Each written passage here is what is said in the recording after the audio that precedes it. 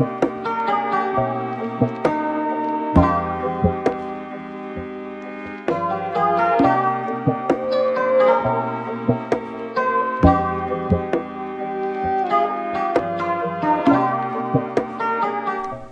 is going on, everybody? Welcome back. MTG here with another episode.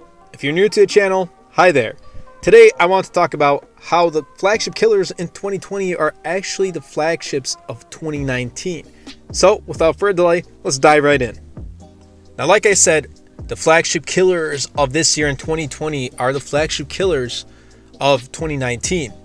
Hear me out. Now, it's going to be the same. So if you're watching this in 2021, the flagship killers are going to be of 2020. Now, my first point I want to make is that innovation has slowed down within like the past 4 or 5 years. We're starting to see consumers hold on to their phones longer than the 2-year span. I've seen people with phones like the Galaxy S3 in 2020. It's been 8 years since the Galaxy S3 came out. And like they're going to be holding onto their phones longer because they do not see the need to upgrade.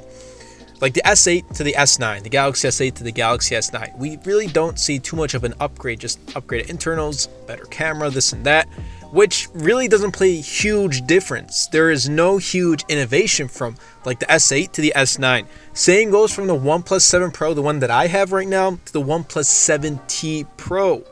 I mean, there's only going to be an internal upgrade, Snapdragon 855 Plus. It's going to be a little bit faster, same amount of RAM. Cameras are going to be almost the same, just a little bit better, and that's pretty much it. What else is there new? Maybe 5G on the 7T Pro, but honestly, there isn't a huge difference to say, hey, I need to upgrade my phone. Even if you're rocking an S9 or an S8, even in 2020, you should be perfectly fine. I'm rocking my 7 Pro. An awesome phone in 2020. You can get it for a super cheap price. Obviously, since the new OnePlus 8 series is coming out, that's for a different video. But my point is, innovation has slowed down. We're not seeing too much of an upgrade from each iteration. The same goes for an iPhone. We see like a 6 and a 6S, or an iPhone 10 and a 10S. What are we getting? A little bit of upgrades, internal upgrades, like chip upgrades, which really are super good. Apple's super good with their chips, and maybe some upgraded cameras. But other than that, there's not too much of a huge huge design change. We've seen Apple use their notch for the iPhone 10, for the iPhone 10s, for the iPhone 11, and we might even see it for the iPhone 12. That's going to be 4 years of seeing the notch. There is no innovation in that. The second point I kind of touched base on a little bit, but the processors inside the phones are getting better. So I'm going to keep referencing Galaxy S8, Snapdragon 835.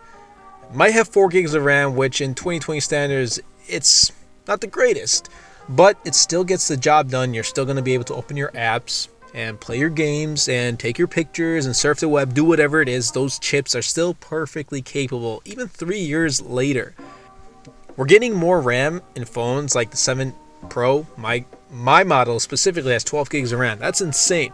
We're seeing phones like the S20 Ultra with 512 gigs of internal storage and a whopping 16 gigs of RAM. That's twice the amount of RAM in my computer. But honestly, are you going to upgrade every 2 years? Are you going to upgrade your phone just because it has 32 gigs of RAM? Probably not. If you have a phone that has 6 gigs of RAM, 8 gigs of RAM, you still should be fine for the next 2-3 years. There is no need of upgrading. That's why we only see sometimes like Qualcomm release their newest chipset at the beginning of the year, and towards the end they'll release like their plus chips. So in 2019 they released the 855, and towards the end they released the 855 plus. Incremental upgrades. Now this 865 in 2020 is going to be obviously more powerful than the 855, but how much? Is it going to be a drastic change where you have to get a new phone with the 865 chip? Definitely not. By the way, if you're enjoying this video so far, I'd really appreciate it if you can give this video a thumbs up and turn on the bell notifications, as it does help out the YouTube algorithm and pushes my content to more people. My third point is phones are generally lasting longer. It was always like that. Phones back in the day, touchscreen, they didn't have a touchscreen display. They were just those Nokia, the original Nokia phones. you had a flip phone. Those were, I feel like, indestructible. My first phone was a flip phone. It was indestructible. It would still work. After so many times I would throw it or so many times it would fall in my pocket, it would still work. Now it's getting to the point now where phones are lasting longer, like software-wise, they're going to be lasting longer. Like I said before, chipsets, they're obviously more powerful, but they're also more efficient. And you're going to be getting updates on phones much better than you were before. Android especially is working really hard with companies like OnePlus and Samsung to push out their updates much quicker than they used to. Samsung was terrible before, but they did awesome with the Galaxy S10 series. OnePlus is amazing with software updates. Updates in general, they're getting better. iPhone is the same. You're going to be getting like 4 or 5 years of software updates. So if you have the same software update as someone who has the newest phone, but you have the same software features and your phone's like 4 years older, I mean, there's going to be a little bit of hardware difference, but not too much. So it all comes down to the consumer, whether they want to switch, but it's a pattern we've seen. Phones are selling less. Consumers are holding on to their phones longer. Now, obviously, price, which is the fourth one I want to talk about, kind of leads into that. Phones are getting more expensive. $1,000 for the base iPhone 11 Pro.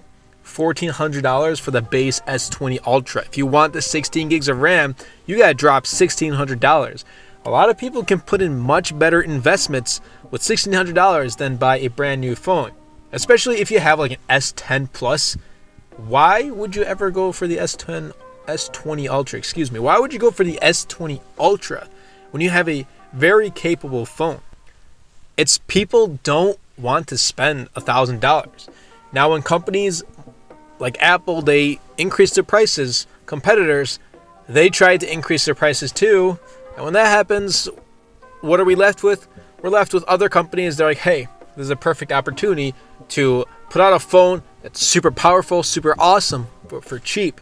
OnePlus has been slowly growing in price, but comparing it to flagships, they're definitely much cheaper, and they're definitely the way to go. Or if you want to go for like a mid-range, like a Google Pixel 3a or the upcoming 4a, those are also awesome devices to go with. Consumers aren't looking for the most powerful. They're looking for a phone that is going to just get them through day-to-day use. And number 5, flagship phones 1 year later drop significantly in price. Yes, this one I agree with 100%.